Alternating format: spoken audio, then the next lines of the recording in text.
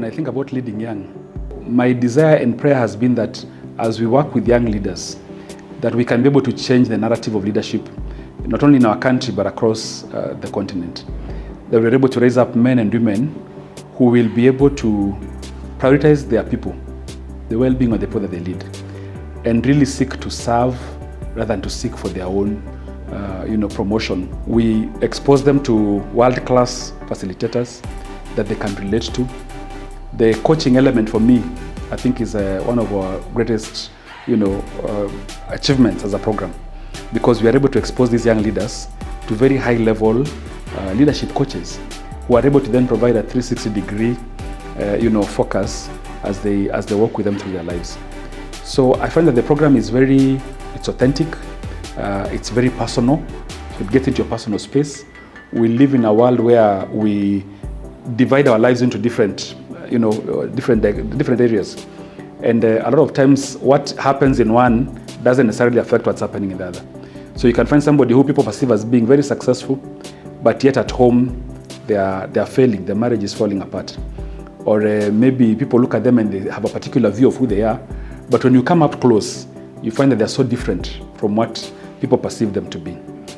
Our whole focus is to be able to walk alongside these leaders.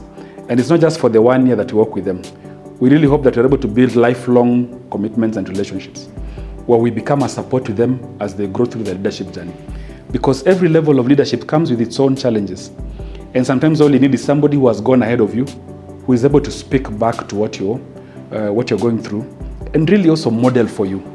And that's what we hope that we can actually build. We can build a peer accountability among those who come through the program. And they're able, as they grow through the different levels of leadership, to hold each other to account to the values that they have committed themselves to. So I say to the team that we are not looking at bringing change in 5 years. We're not looking at making a difference in 10 years.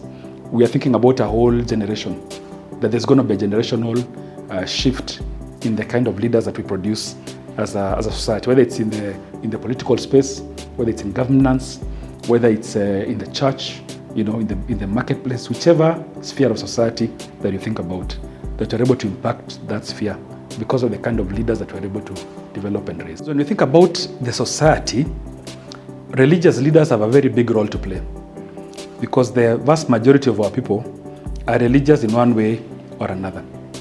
And so if we're able to empower leaders who are able to lead in the different areas, then we are amplifying our impact, because as they stand in the pulpits, as they minister to these different people, they're able to challenge them towards values that are godly, but also values that will challenge the people they lead to be selfless in their approach towards life. So if you think about a single religious leader, they can impact a whole village, they can impact a whole city, even an entire nation. If you think about business leaders are people that we interact with on a daily basis. When you actually look at the private sector in a way determines the values of our society in a sense. Because if the private sector is one that embraces values that are based around integrity and transparency and accountability, then the society rises up to meet those values. If you think about political leaders, on a day-to-day basis, political leaders affect our lives. They're the ones that our children aspire to be. They're the models that our children look up to. So when you think about these three sectors of society, they not only have an impact on our day-to-day life, but they also really give us a picture of how the future looks like. And so for me, I believe that those three areas are very key. That if you seek to bring about change in a society, then you have to have a multidimensional approach. I think for me, the most rewarding thing about leading young is the transformation that I see in the lives of the individuals. And over the years, some of the people that have gone through a program, some of the leaders, have ended up becoming dear friends, and have been involved in part of their lives in different areas. And just to be able to see the transformation that has taken place in their lives, to see the people around them, talk about the kind of leaders that they are, to see their own families, being able to speak about the change that they have seen. To see them being more available to their spouses, to their children, and more present. I think those are some of the things that I really celebrate. I think when I sit with leaders and I hear them making a commitment to integrity, even at great personal cost, and even for some of them, they've gone through various election cycles. Some of them lost, but when I talked with them, they had such an amazing attitude. And I said to myself, this person could have lost an election, but they're still an amazing leader, and they have grown into an amazing human being. Of course, the challenges have been there. And one of the challenges is that I find that it's very hard to lead leaders. It's very hard to convince somebody who has gotten 100,000 votes, several 100,000 votes, to actually sit them down and convince them that they don't know. And I think sometimes that's our hardest hurdle, to actually get these young leaders to realize that there is so much that they don't know. Of course, the other component is that there is the component of resources, because the fact that we don't charge the program, we can only accommodate so many leaders.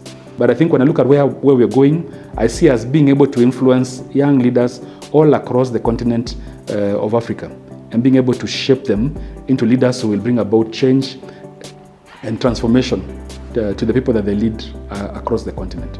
My desire as I look to the future is not just to work with young leaders at the level of the Senate, members of Parliament, whether they are, pastors or leaders of whatever kind, but I think also is to be able to do a bit more to empower the younger ones.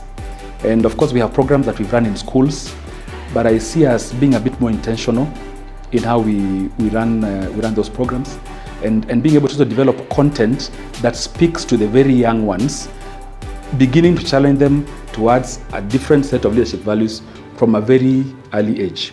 I've often thought, even teachers, we need to do a better job empowering teachers as they are in the classrooms with the children. I've thought about when you think about the policemen, so having programs that run in different areas that target specific institutions or groups of people, so that we then have a wider spectrum of people that are able to go through the programs and to be equipped in different ways. So it's more of how do we scale not just leaders at the top level across the continent, but how do you also work with the people that you basically interact with on a day-to-day basis in the classroom, on the roads, and how do we come alongside those people and empower them with skills that will then help them to be able to function in a much more effective manner.